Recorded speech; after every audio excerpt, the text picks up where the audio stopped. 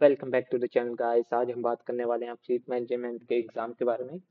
Exam की full details लेंगे, पर आज हम बेसिकली फिजिक्स वाला पोर्शन पूरा कवर करेंगे। किस टाइप के क्वेश्चन पूछे जाते हैं फिजिक्स में, सिलेबस क्या है, लेवल क्या होता है, कहाँ से प्रिपेयर करना है, सब बता देंगे आपको क्या क्या प्रिपेयर करना है।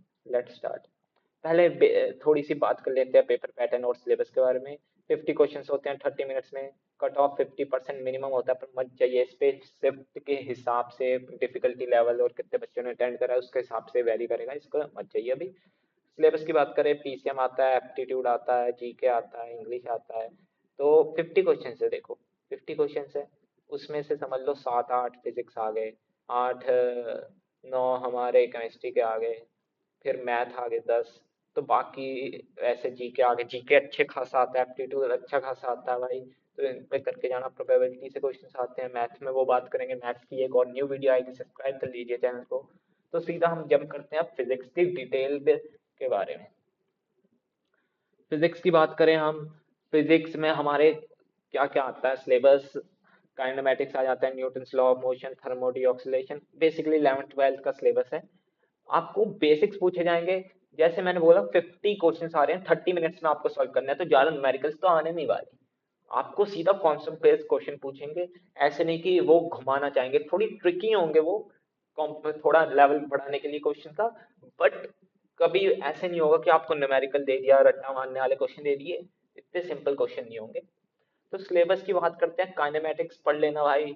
11 से इसमें बेसिक क्वेश्चन बहुत बन जाते हैं। न्यूटन्स लॉ पढ़ लेना, थर्मोडायनेमिक्स लॉ लॉ पढ़ लेना, oscillation, electric charge, fields, electrostatics, current, electricity, magnetism, EMI, AC और ऑप्टिक्स पढ़ लेना, ईएम वेव्स पढ़ लेना। इतना तो पढ़ के जाओ भाई। ये तो मैंने बता दिया, डायरेक्ट इससे क्वेश्चन पूछ सकते हैं। नेक्स्ट बात करते हैं और डिटेल में किस टाइप के क्वेश्चन आते हैं। तो टाइप के क्वेश्चन में पूछा जाए तो ऐसे पूछेंगे, रेट ऑफ डूइंग वर्क को क्या कहते हैं भाई, पावर कहते हैं, P equal to W by T होता है, हम सबको फॉर्मूला पता है। इतने बेसिक क्वेश्चन आते हैं कि आपकी डेफिनेशन से सीधा, जैसे डेफिनेशन बेस्ड क्वेश्चन आते हैं, लॉस बेस्ड क्वेश्चन आते हैं। अगर और इसमें अगर इस ये जैसा क्वेश्चन है, इसमें एक न्यूमेरिकल भी बना सकते हैं। अगर वर्क डन दे रखा हो, टाइम दे रखा हो, पावर पूछेंगे, इतना सीधा क्वेश्चन आएगा, आपको डिवाइड करना आना चाहिए थोड़ा बहुत। और इस टाइप से क्वेश्चन मिल जाएंगे। अगर इसमें अगर सीधा पावर ना हो, तो अब यहाँ आपको टाइम दे देंगे, पावर दे देंगे, वर्क डन ढूंढने को कह देंगे, तो ऐसे क्वेश्चन भी आ सकते हैं। और सेकंड क्वेश्चन की बात करें, एसी करंट से आ जाते हैं। मैंने जैसे कहा, एसी करंट के बेसिक्स क्लियर होने चाहिए। एसी बहुत बड़ा चैप्टर है, अगर न्यूमेरिकल वाइज देखा जाए तो बहुत अच्छे क्वेश्चन आ जाते हैं। बट देखिए इसमें कैसा पूछा है, कैपेसिटर ओनली में कैसा होता है, इंडक्शन लीड करता है भाई हमारा, इंडक्टेंस नहीं, करंट लीड करता है। तो ये आपको याद होना चाहिए। फिर एसी करंट हम किससे मेजर करते हैं भाई, एमीमीटर से मेजर करते हैं। हॉट वायर एमीमीटर होता है जो, हॉट वायर। तो यही है बेसिक्स, आपको पता होंगे अब। एसी में हम आपसे बहुत कुछ पूछ सकते हैं भाई, फेज डायग्राम बना सकते हैं, उसका ग्राफ प्रूफ बना सकते हैं। नहीं इतना पूछेंगे भाई, एमीमीटर देखो, बस इतने बेसिक क्वेश्चन आ रहे हैं। तो कॉन्सेप्ट पढ़ो। ये प्रीवियस ईयर क्वेश्चन से लाया हूं मैं, बच्चों से पूछ पूछ के क्या होता है, कहाँ कहाँ से आते हैं, वो क्वेश्चन है। नेक्स्ट बात करते हैं हम इस टाइप के, जैसे यूनिट्स और डायमेंशन से बहुत क्वेश्चन आते हैं। Unit, dimension, direct formula based loss, इससे बहुत क्वेश्चन आएंगे आपको फ्लीट के एग्जाम में। तो जैसे यूनिट ऑफ डिस्टेंस क्या नहीं है, स्टेरेडियन नहीं है भाई, फर्मी होती है, एंगस्ट्रॉम होती है, माइक्रोन होती है, बट ये नहीं होती, तो ये हमारा आंसर है। ऐसे क्वेश्चन आएंगे। अब ये यूनिट्स एंड डायमेंशन से आ गया क्वेश्चन भाई, 11th क्लास का जो फर्स्ट चैप्टर होता है हमारा। इतने बेसिक क्वेश्चन, अब पूरा चैप्टर पढ़ोगे इसलिए तो भाई ये गलत बात है भाई, इतना तो बेसिक आपको पता होना चाहिए। बात करें कि सेम यूनिट कौन से सिस्टम में होती है भाई, टाइम की होती है सारे सिस्टम में, ये पता होना चाहिए। वेक्टर से पूछ लेते हैं, वेक्टर अलजेब्रा से। वेक्टर में आप अब बहुत टाइप्स के क्वेश्चन बन सकते हैं, वेक्टर में बहुत लंबा बड़ा चैप्टर है। बट आप बेसिकली इसमें ये पढ़िए, मैग्नीट्यूड पढ़िए, addition, subtraction, dot product, cross product, ये बेसिकली देख लीजिए। अब हम इसको सॉल्व करेंगे, ये आराम से सॉल्व हो जाएगा हमारा। तो √13 आ जाएगा, मैग्नीट्यूड का फॉर्मूला लगाएंगे वेक्टर का। और a man goes 10 meter towards north and 20 meters towards east, तो डिस्प्लेसमेंट बताइए। सीधा बेसिक क्वेश्चन है भाई, बता दोगे, ये आप सॉल्व कर लेना। और एफ इजिकल्स टू एम में इससे बहुत क्वेश्चन आते हैं। ये 3-4 जो फॉर्मूले होते हैं ना, डायरेक्ट डायरेक्ट जो फेमस फेमस फॉर्मूले हैं, इससे बहुत डायरेक्ट क्वेश्चन आते हैं फ्लीट में। एफ इजिकल्स टू एम में से आपको मास दे रखा होगा, फोर्स दे रखा होगा, एक्सेलरेशन पूछ लेंगे, या फोर्स पूछ लेंगे, हैं। Momentum is equals to mass into velocity, इसके बेसिक पे क्वेश्चन दे रखे होंगे। पोटेंशियल एनर्जी से, काइनेटिक एनर्जी से, वर्क डन पे पूछ लेंगे, तो और फ्रिक्शन पे थोड़ा बहुत पूछ लेंगे, ग्रेविटी पे पूछ लेंगे, कूलम्ब्स लॉ पे पूछ लेंगे। ऐसे डायरेक्ट क्वेश्चन पूछे जाते हैं। और थोड़ा आपका ऑप्टिक्स से पूछ सकते हैं, मैग्निफिकेशन जो होता है ऑप्टिक्स में, और लेंस लॉ नहीं, लेंस फॉर्मूला, मिरर फॉर्मूला, और ईएमआई से पूछ लेंगे आपको। तो ऐसे बेसिक फॉर्मूले जो होते हैं वो सारे रिवाइज करके जाना एक बार। उससे डायरेक्ट क्वेश्चन आते हैं फ्लीट में, क्योंकि 50 क्वेश्चन आ रहे हैं, 30 मिनट्स हैं, ज्यादा लेंथी न्यूमेरिकल्स नहीं देने वाले वो। तो ये समझो और कॉन्सेप्ट बेस पकड़ो, ना कि लेंथी लेंथी न्यूमेरिकल सॉल्व कर रहे हो। आप एनडीए की बुक सॉल्व कर रहे हो, जेई क्वेश्चन सॉल्व कर रहे हो, कोई यूज नहीं है। आगे बात करते हैं कूलम, जैसे मैंने बताया कूलम्स लॉ, ग्रेविटेशनल लॉ पे बहुत क्वेश्चन आते हैं। के Q1 Q2 Y are square, के की वैल्यू पूछ लेंगे इस पे। और इसमें हमारा GM1 M2 one are square, इसमें जी की वैल्यू पूछ लेंगे। अब ये कौन से टाइप्स ऑफ फोर्सेस पूछ लेते हैं हम पे। ग्रेविटेशन हमारा कंजर्वेटिव है या नहीं, नॉन कंजर्वेटिव है। ये एसी वाला क्वेश्चन हमने कर लिया था, करंट लीड करता है। Dimensions of kinetic energy, fleet के पेपर में ना यूनिट्स, डिमेंशंस, फॉर्मूलेस, कॉन्सेप्ट, यहाँ से बहुत क्वेश्चंस आएंगे। न्यूमेरिकल्स नहीं आएंगे, यहाँ से सीधे सीधे क्वेश्चंस आएंगे।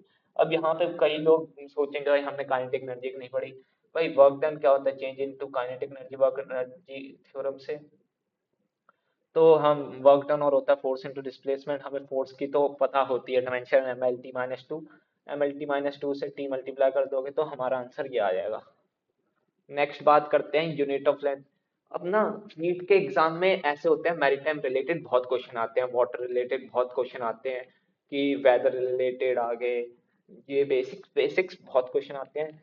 जीके में आपको और क्वेश्चन मिल जाएंगे, जैसे नेशनल मैरीटाइम डे कब होता है, इंटरनेशनल कब होता है, ऐसे क्वेश्चंस आते हैं एप्टीट्यूड जीके में। वो हम नेक्स्ट एक और वीडियो बनाएंगे, उस पर बात करेंगे। पहले हम यहाँ देख रहे फिजिक्स का। यूनिट ऑफ लेंथ क्या होता है भाई, ये जीके का क्वेश्चन है, पेटअप होती है, आपको पता होना चाहिए भाई। और फिजिक्स में आपसे और क्या पूछ सकते हैं ये, और कोई भी मैरीटाइम रिलेटेड हो गया, जैसे नॉट्स में कैलकुलेट की जाती है स्पीड ऑफ शिप, ये आपको पता होना चाहिए। एक नॉटिकल माइल कितना होता है, ये आपसे पूछ सकते हैं। और बेसिक्स पूछ सकते हैं भाई। और रेन ड्रॉप स्फेरिकल की होती है सरफेस टेंशन की वजह से। अब आप वैसे जाओगे सीधा वो करोगे न्यूमेरिकल सॉल्व, तो आपको ऐसे कॉन्सेप्ट वाले क्वेश्चन आपसे नहीं लगेंगे। तो आपको ये तो पढ़ना पढ़ना भाई, कॉन्सेप्ट पढ़ना है। ये जो वाटर रिलेटेड, जैसे आप शिप पे जा रहे हो, रेन ड्रॉप से कंसर्न हो गया आपका, ओशन डेप्थ से कंसर्न हो गया, तो इस टाइप के क्वेश्चन देखो अपने टाइप में, पूछो, बुक्स रीड करो थोड़ी। बाकी मैं बता रहा हूँ, मेरे टेलीग्राम चैनल पे नोट्स दे दूंगा, उससे आपको बता देना कोई भी डाउट हो तो।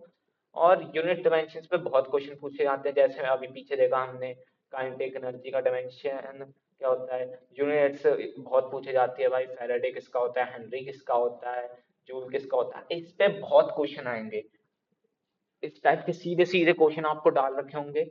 और कूलम्स लॉ से सीधे डाल रखे होंगे, ग्रेविटेशन से सीधे डाल रखे होंगे, बहुत क्वेश्चन आएंगे इससे। अब ग्रेविटेशन में वैल्यू ऑफ स्मॉल जी आपको पता होना चाहिए, 9.8 मीटर पर सेकंड स्क्वायर होती है। वेरिएशन हाइट से कितनी होती है, डेप्थ पे कितनी होती है, रेडियस ऑफ अर्थ कितना होता है, इसके वेलोसिटी पता होनी चाहिए, 11.2 किलोमीटर होती है भाई। थर्मोडिकस लॉ पता होना चाहिए।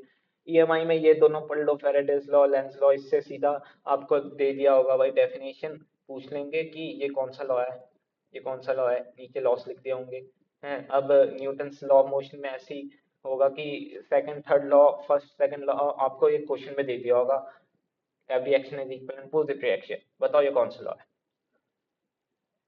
ऑप्शंस में first law, second law, third law, तो आपको बताना होगा भाई ये थर्ड लॉ है। तो भाई वेव्स में आपको ईएम वेव्स याद कर लेना, जैसे कि रेडियो वेव्स हो गई, यूवी रेस, इनविजिबल, इंफ्रारे, विजिबल, और जो भी माइक्रो, ठीक है, इस टाइप के। और इनकी मेन मेन प्रॉपर्टीज याद कर लेना, कि इंफ्रारेड क्या होती है, इंफ्रारेड हीट देती है, यूवी लाइट हमारे को विटामिन डी और स्किन कैंसर के लिए रिस्पॉन्सिबल होती है। विजिबल रे का स्पेक्ट्रम याद कर लेना, इससे क्वेश्चन आ सकता है विजिबल रे का स्पेक्ट्रम से। ईएम वेव से, ऐसे प्रॉपर्टीज ऑफ वेव से क्वेश्चन आ सकते हैं बहुत इजीली, और सॉल्व भी हो जाएंगे।